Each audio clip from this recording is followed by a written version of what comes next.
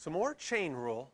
Whenever you see a radical, like here we have a fifth root, it's going to make it easier if we change our radicals to powers. If we change them to powers, so in this case I could rewrite this as f of x equals 3x squared plus 7x to the power of 1/5, then we can use our power rule, and in this case we're going to have to use a chain rule again. Why do we have to use a chain rule? We see that there's one function inside of the power. The 3x squared plus 7x is inside of the power of 1/5. So a little reminder of the chain rule. The chain rule says when you're finding the derivative of one function inside of the other function, you do the derivative of the outside function first. So that's your power rule. 1/5 would come out in front. You would subtract 1 from the exponent, and the inside stays the same. Then you multiply by the derivative of the inside, which in this case would be 6x plus 7. So that's a little review of the chain rule. The chain rule says do the derivative of your outside function, keep the inside function the same, and then multiply by the derivative of the inside function. In this case, we had to first take our original equation, change it into something that we knew how to do the derivative of, which was your power rule, to make it easier.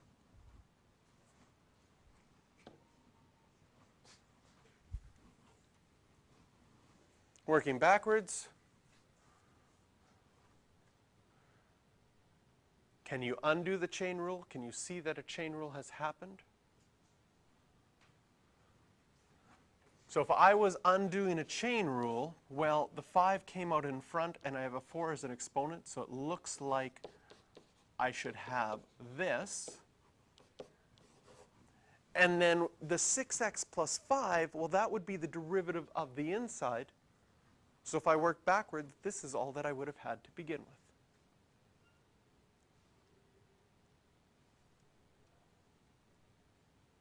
Later on, when we do have to work backwards even more, the key thing you're going to be looking for in situations is the connection between this function and this function, to notice that one is the derivative of the other one.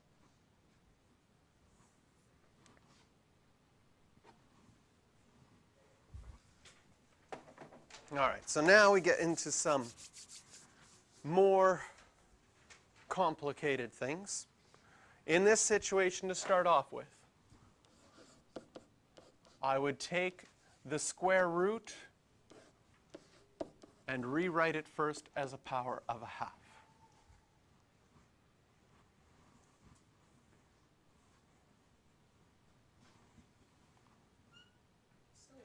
I still missed one. Where did it go? Okay, let's see if we can find it. Sometimes when I click off to the, did we miss this one? Okay.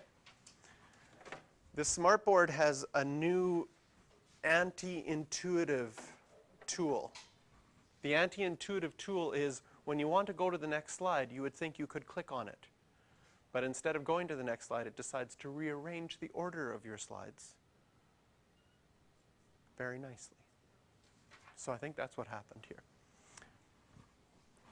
So to begin with on this one, before we get to the exciting one that's next, I could change that square root to an exponent of a half.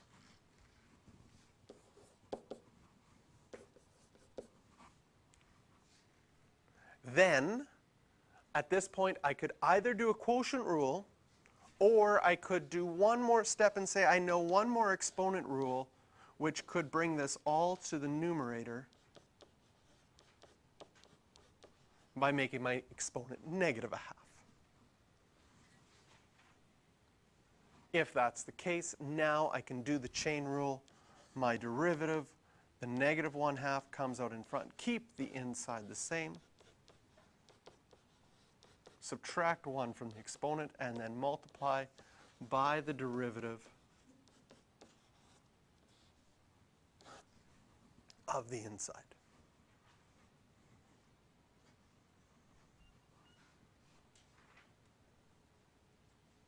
Now, this one in particular, chances are your textbook might have the answer look like this.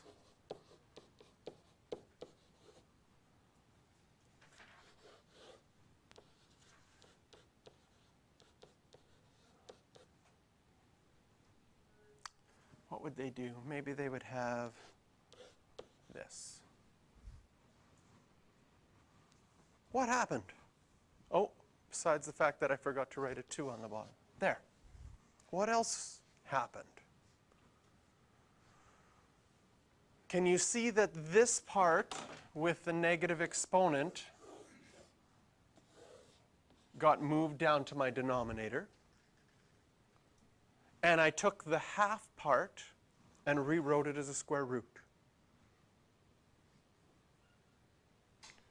Can you see that the 2 stayed in my denominator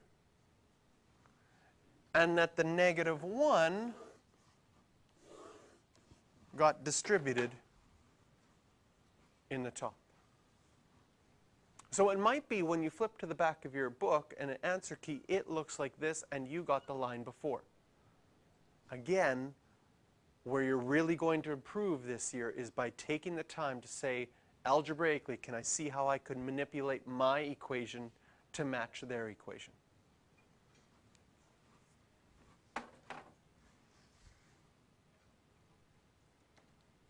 All right, now getting to the one that I've been waiting for.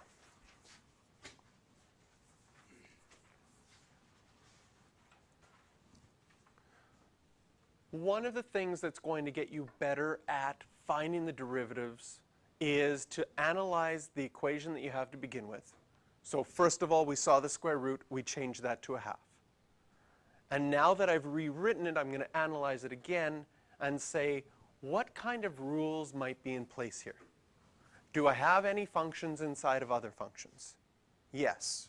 I see that I have a 7 minus 3x inside of the half. So the chain rule comes to mind. But I also have this x cubed out in front. So how do I deal with all of this information together? Because right now I've got a bunch of rules. I've got my chain rule, quotient rule, product rule, sum and difference rule, power rule. How do I apply that in this situation? Well, if I look at this and I make this dot in green, can you see that I have one function multiplied by another function? That would tell me I need to use a product rule. What was the product rule again? The product rule says keep one the same, do the derivative of the other, plus keep the other the same, do the derivative of the first one. So if I go through the product rule saying, I'm going to say that's a product and I have two functions, both which I can do the derivative of separately, then my derivative is going to be keep one the same, derivative of the second one, but when I look at my second one, it's a chain rule. So then I have to reset myself and say, what are my rules for chain rule? Chain rule says do the outside derivative, outside function first, keep the inside the same.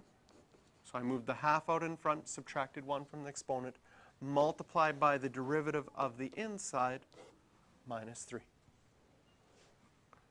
So product rule says keep one the same. I kept the x cubed the same, and then I did the derivative of the second one. And now I keep the second one the same, and I multiply by the derivative of the first one,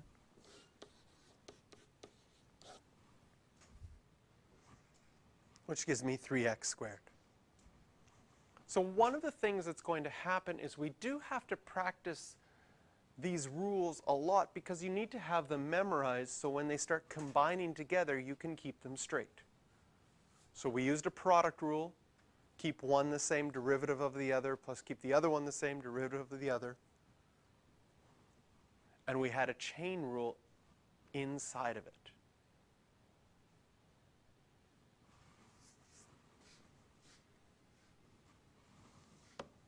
Should I color code or is it good? You feeling good, or do you want me to? Yeah, it's good.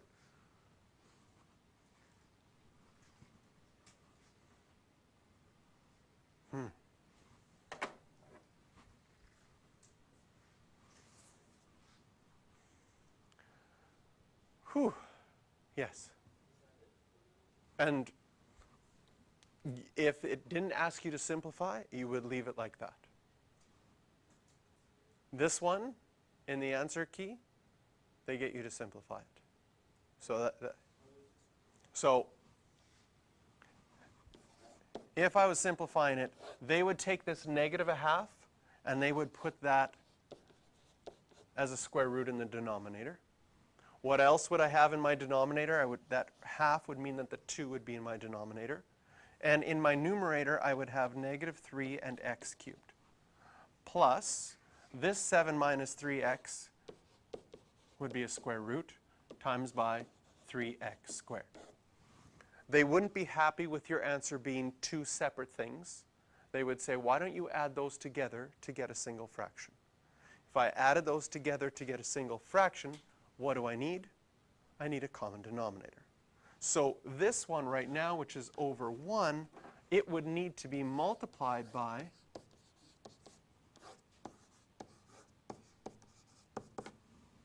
2 times 7 minus 3x inside of a square root in order to get a common denominator. My derivative then, I now have a common denominator throughout the whole thing of this.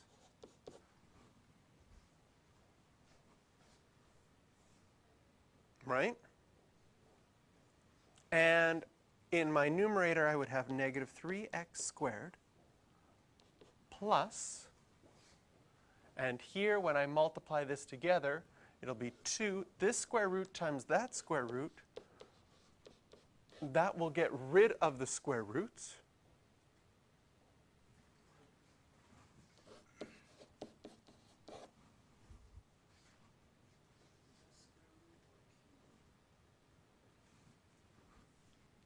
It was a square root because it was a half to begin with.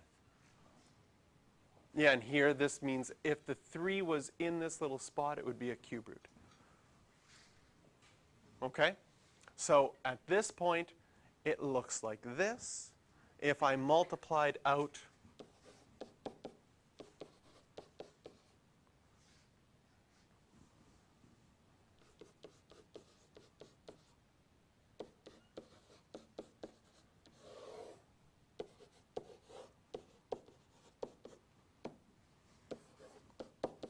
we could just simplify all day.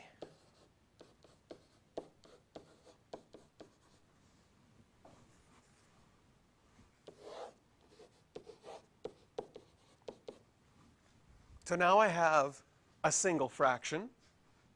Things are a little bit nicer. The answer key might say, but we don't like square roots in our denominator. So we should rationalize the denominator here. And you should really factor the top if it's factorable. So I can see the final answer looking like this. In the top, can you see that I could factor out a 3x squared, leaving me with 13 minus 6x. If I multiplied the top and bottom by this square root, that would be another factor here. And my bottom would be 2 times 7 minus 3x. A quick check, do any of the factors cancel out? No. This might be what the final answer at the back of the book looked like. And we'd have to do our manipulations to get it there. Some of the things I would notice in the back of the book when I see this, I would notice it's a single fraction. That would give me a hint earlier on that I should get a common denominator so I get a single fraction. Even though my common denominator originally was not the same common denominator that the answer has. But it was later on that I was like, oh, I could rationalize my denominator to get an equation that is a single fraction, everything's been factored completely, nothing simplifies. Supposedly, that's more simple than the answer to begin with. So on your tests and quizzes, if I just ask you to find the derivative, you will not need to simplify. If I want you to find the derivative and simplify it, then I will give you the answer. And I'll say, show me that the answer is this. Just like the textbook says, here's the answer. Can you make it look like this?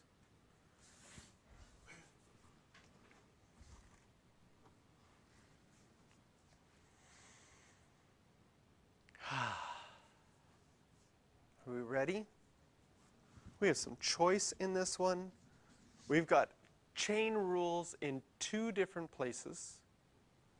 We currently have a quotient. So what most people do is their first step is they see that square root and they say, I'm going to change that to a power of a half.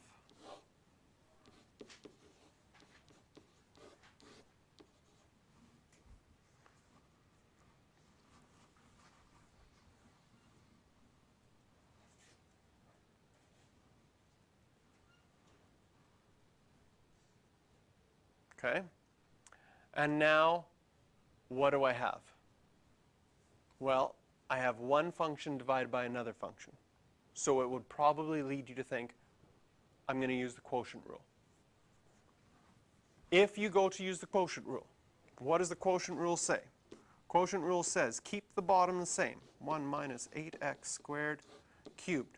Multiply by the derivative of the top function.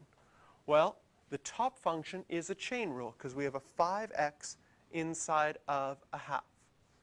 So the chain rule would say do your outside function first, subtract 1 from the exponent, then multiply by the derivative of the inside function, which is 5. Minus, now we keep the top function the same, and multiply by the derivative of the bottom function. And the bottom function is a chain rule again. So we'd bring the 3 out in front, keep the inside the same, subtract 1 from the exponent, and then multiply by the derivative of the inside all over the bottom squared. And if I square the cubed, I'll get the power of 6.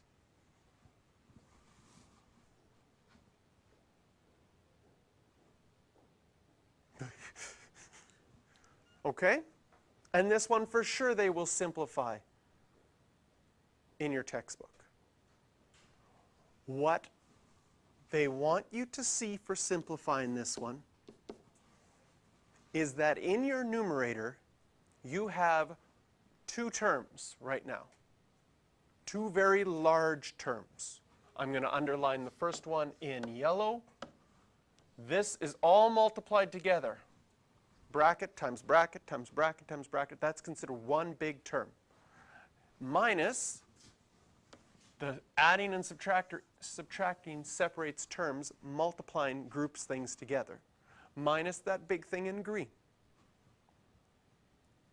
Do the green and yellow have anything in common?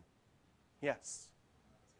They have a 1 minus 8x squared here and a 1 minus 8x squared cubed.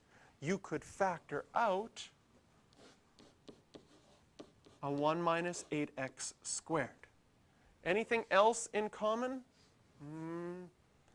Yeah. No, not really. Okay? I could push my luck here and factor something else out, but I'll leave it for now. I'm going to put a big square bracket and say, well, what's left? If I take out a 1 minus 8x squared, in my yellow, I'd still be left with a 1 minus 8x squared, but only one of them. I'm still left with a half, and I'm still left with the 5x to the negative 1/2 and the 5. And in the green one, well, minus, I'm still left with the 5x to the half. I'm still left with a 3. Thank goodness that got taken away because I'm running out of room, and I'm left with a minus 16x. Close my square bracket. All over 1 minus 8x squared to the 6. Why does the textbook like to factor that out? Because that's the same factor in the front that's on the bottom. All of these will cancel out, and how many would you have left? 4 of them.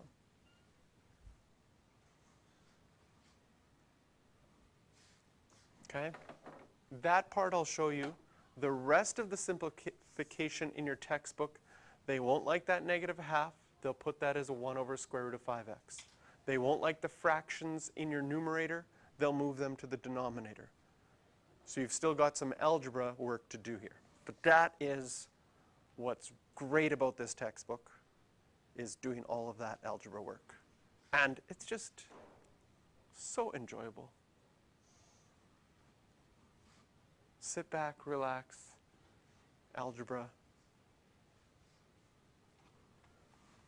Okay, I'm going to get you to try this one on your own. All right, let's see how you did. So first of all, take the time to change things. I decided to change the 1 over x to an x to the minus 1, and then I would get x to the minus 1/3. I did that so that I would be dealing with a product rule. Did anybody keep it on the bottom and do a quotient rule? Yes, that would work as well. I find that over time, some people like to use the product rule more than the quotient rule. And you can always, even the last one that we did, well, I'll pull it up after. I'll show you how you could have done the last one with a product rule instead of the quotient rule. But right now, I've got this one in a form where I can do the product rule. I kept my first one the same, derivative of my second one. Then I kept my second one the same. My derivative of my first one has a chain rule. So I did the outside function, kept the inside the same, multiplied by the derivative of the inside function.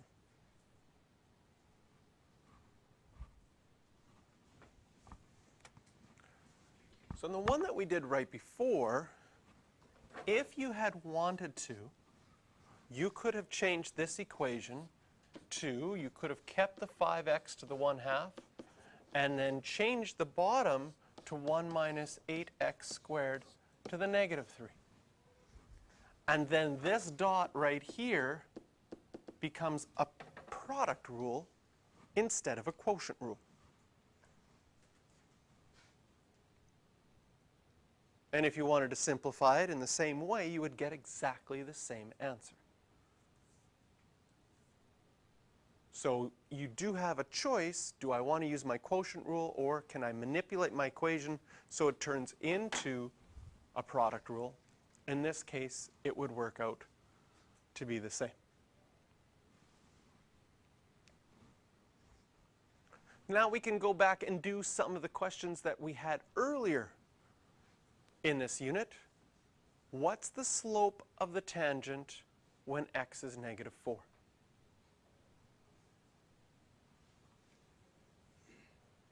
So remember, when you find the derivative, that finds all the slopes, and then you could plug in negative 4 to find a particular slope. So again, I'll get you to try this one.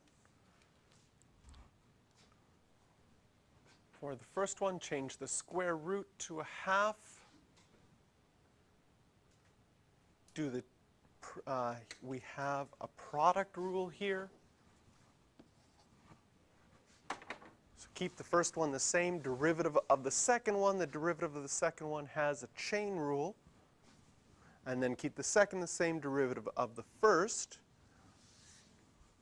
The 2 and the 1/2 simplify. And when you plug in negative 4, you get a slope of 13 over 3.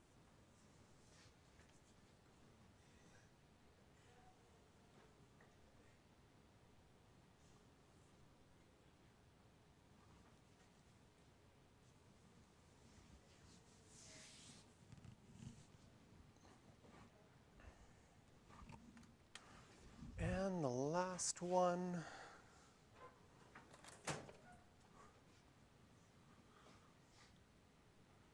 start by changing it into something that we can do the derivative. We have multiplication right here between two different functions, so we use the product rule.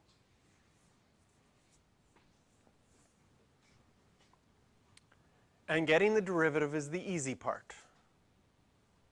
The algebra now, how do we make this look like what we wanted to show? So when I said before on a test or quiz, when I want you to simplify it, I'm going to say, show that the answer looks like that. So your initial step is far from that. How do we get that? Well, wherever we have negative exponents, like I have this x to the negative a half, that can go as a square root in my denominator. Same thing, that half, that 2 goes as a square root in my denominator. What's nice about that is now I can say, well, if I wanted to have a single fraction, because it said show that it's a single fraction, I could get a common denominator. So I made my first one a fraction over 1, got a common denominator, and now I can add those fractions together. Now there's two different ways you can go from this step. And at this step, I want you to start doing the opposite of what you typically would do. Okay? Most students, when they get to this step right here, would typically expand everything, combine like terms, and go from there. But I want you to start to look at things and say, at this point, I have this term and this term. Is there anything in common between them first? Because if I can factor first, it might make my life easier. There's a 3 minus x in both of them. So if I factor that out, I'm left with, in my first terms, just the minus 2 and the 2x, which is minus 4x. In the second terms, another 3 minus x. And that 3 minus x, if I combine it with my minus 4x, becomes 3 minus 5x.